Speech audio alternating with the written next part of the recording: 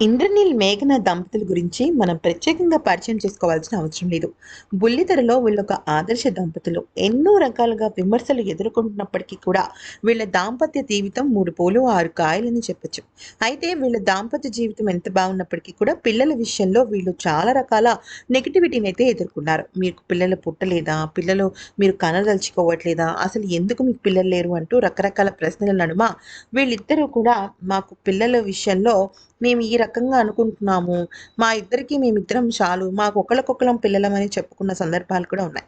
అయితే రీసెంట్‌గా గనక మనం చూసినట్టయితే శివాని గారు అంటే మహేష్ శివాని గారు ఒక పండంటి బాబుకు జన్మనిచ్చిన తర్వాత ఆ బాబుని ఎత్తుకున్న మేఘన గారు చాలా ఎమోషనల్ ఫీల్ అయ్యారు. ఇటువంటి మదర్‌హుడ్ అనేది చాలా అమూల్యమైనదని, అయితే ఇటువంటి ఒక ఫీల్ నేను కూడా పొందాలనుకుంటున్నాను అంటూ ఒక కామెంట్ చేశారట. అయితే ప్రస్తుతం అది సోషల్ మీడియాలో వైరల్‌గా మారిపోయింది. అయితే మీకు కూడా పిల్లలుంటే బావుంటుంది మేఘన గారు అంటూ ఆమె అభిమానులు, ఆమె ఫాలోవర్స్ వందల్లో కామెంట్లు పెడుతున్నారు. వాటన్నిటికి కూడా ఆమె బహుశా అంటే మన శ్రేయోభిలాషులు అనుకున్న వాళ్ళు, మనం కోరుకునే వాళ్ళు, మనల్ని ఇష్టపడే వాళ్ళు ఒక సలహా ఇస్తే తప్పకుండా మనకది పాటించాలనిపిస్తుంది.